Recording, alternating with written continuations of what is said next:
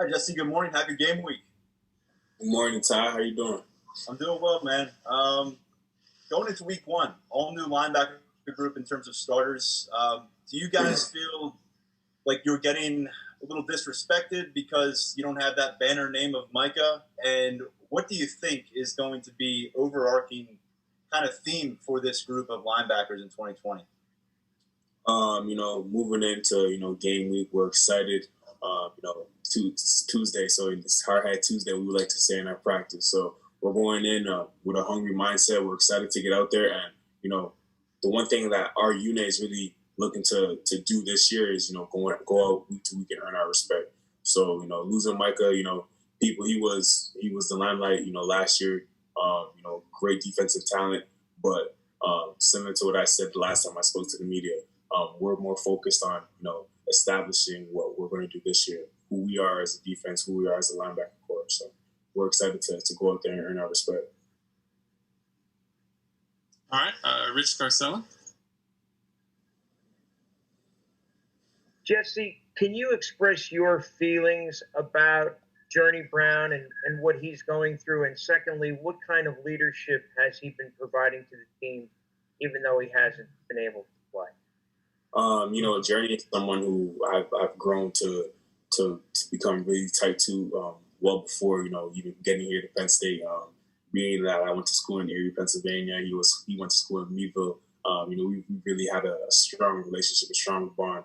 So seeing him down right now, it hurts. But he's continuing to bring that positive mindset every single day on and off the field. He's going to continue to be a voice in our locker room, continue to be a voice of reason and a leader. People that can still depend on him and whatnot. So seeing him down right now hurts, but we're just praying for the best. He's going to be back. Ben Jones. Excuse me. Jesse, every year you usually have a couple weeks to kind of ease into the season, to get your feet under you maybe against some opponents where you have a little more flexibility on the scoreboard. How is it different to go into a game when you know that the quality of the team playing is as good as Indiana or as good as most any Big Ten team? I'd say it's going to all be in our preparation. From spending the time to just breaking them down with film study and whatnot. We're not going to have the luxury of having time on our side as we would like. So just taking advantage of all the things as we can moving forward. The attention to detail and being detail oriented, I feel like is going to be exceptionally important for us moving forward, especially during this time and this whole season with everything going on. Tobias Wilborn. You mentioned knowing Journey going back to y'all's prep days, man. Yeah. Where have you seen him grow the most, both as a man and as a player? Just maturity off the field. Journey, if you know Journey, he's just such a vibrant person. His energy is infectious. He hasn't lost that at all. He's still the same JB that I knew when I first came to America.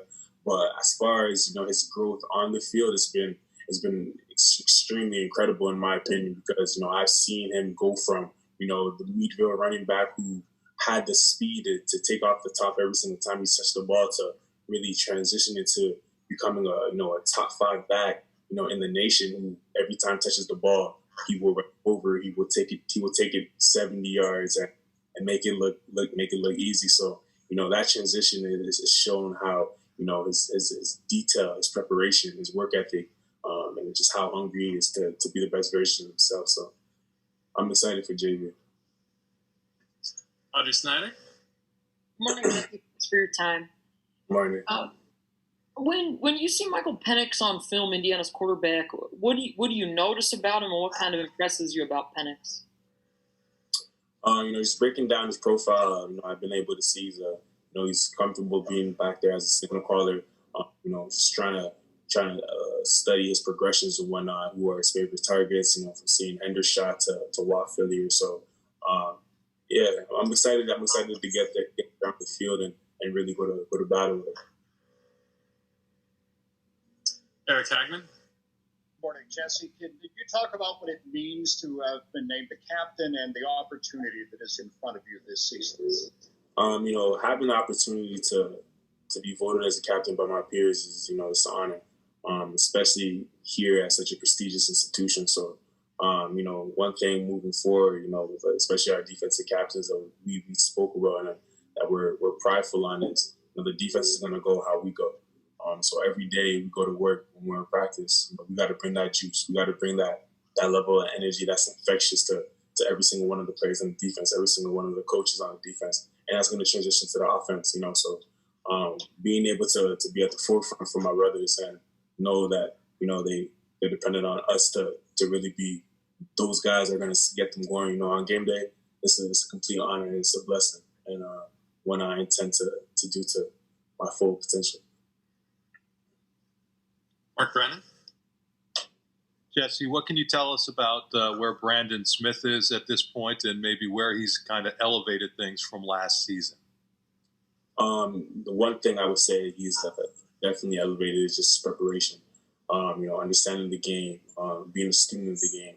I remember when Brandon came in as a freshman, as far as, being gifted, having those God-gifted abilities, I told him, in the league, there's going to be plenty of carbon copies of players who will look like him, move like him, but what's going to be able to differentiate him from the other players is how he processes the game, how he's able to be a student. So having him honestly be able to hone into the things I've been telling him and seeing how he's been able to, progress and really become a better student, it's been very beneficial for us, the defense as well.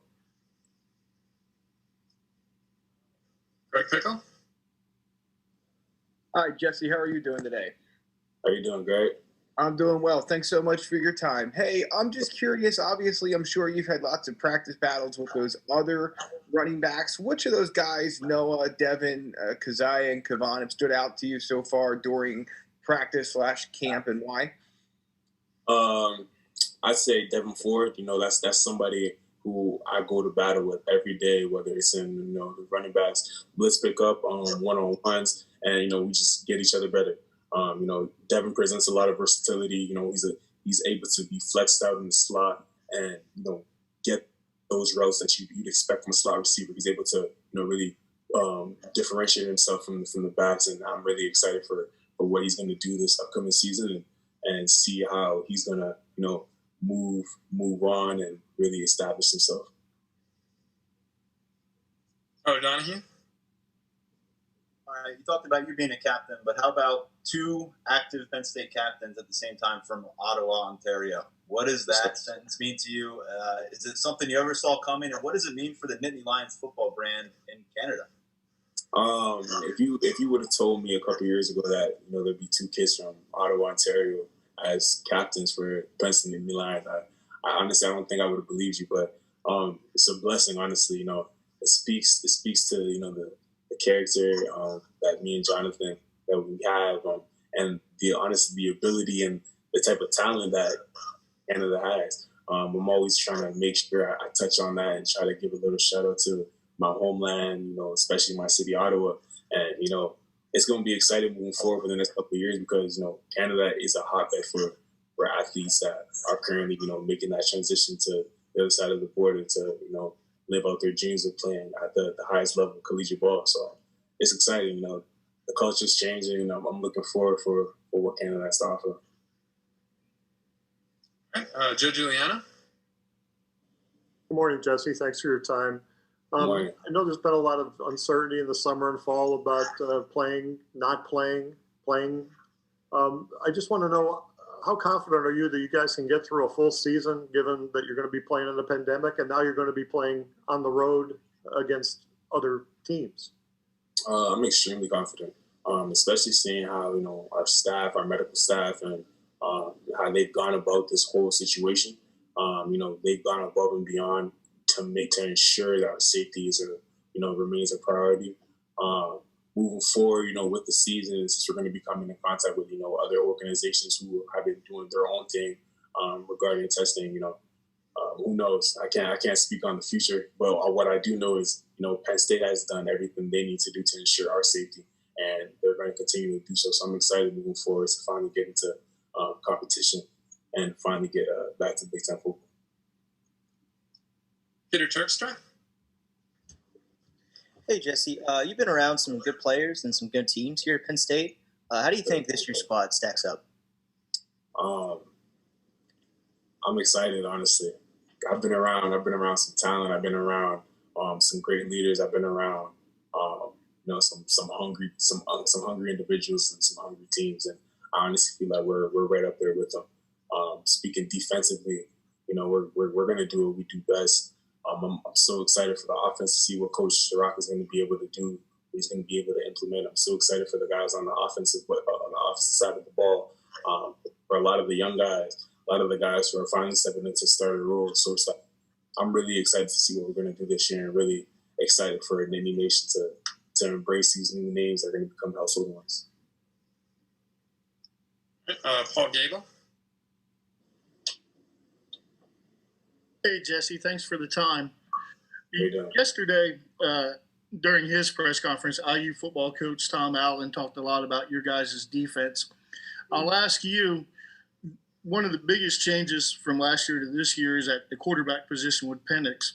Without giving away the game plan, what are some areas that concern you guys of IU's offense? You mentioned Wap and Hendershot earlier, and now with the addition of Penix.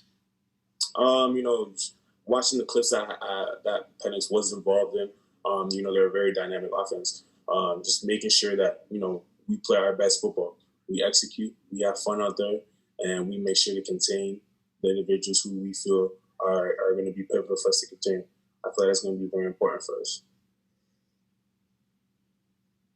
Rich Garcella.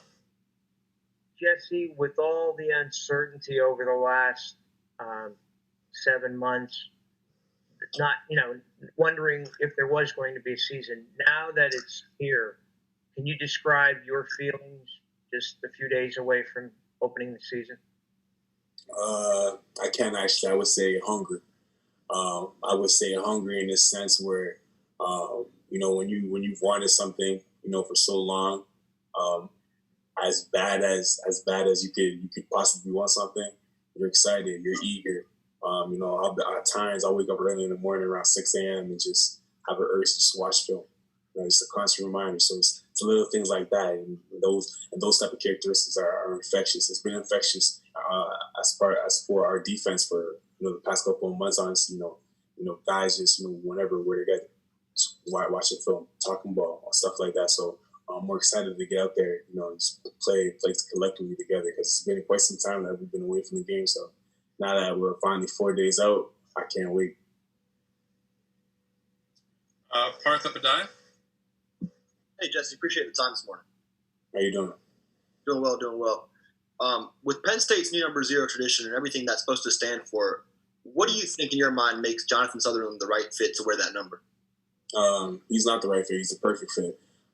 For a guy like Jonathan Sutherland, who he embodies all the characteristics you'd want in an individual who were to kickstart a new tradition.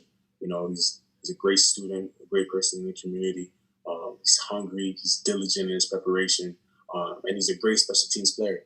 He's a guy that's going to have an opportunity at the next level, not only as a safety or in the nickel position, but as a great special teamer. He's a guy that's going to give you everything you have, a guy that you can depend upon in those situations. That if we need the rock, send baby Sud down there, he's going to go make a play and get the rock. So I'm excited for him, and I'm excited for the tradition that he's about to kickstart. Mark Wogenrich. Yes, earlier you said one thing the linebackers are going to do this year is to go out and earn our respect. How do you plan to go about doing that? Week to week, displaying the types of, players we have in our room, the type of playmaking abilities, the things that we could do week to week, opponent to opponent. Right now we're focused on Indiana, and we're going to go out there and play our best football as a unit, speaking in the linebacker room, and as a unit, as speaking collectively as a defense. So that's our focus right now, and that's what we're going to execute. Donahue.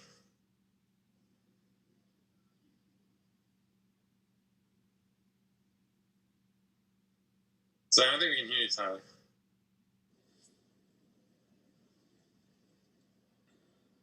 Can you hear me now? Got me? There we go. Okay, sorry about that. Jesse, you worked your butt off trying to get Jason away in that 2018 class down the stretch. It paid off.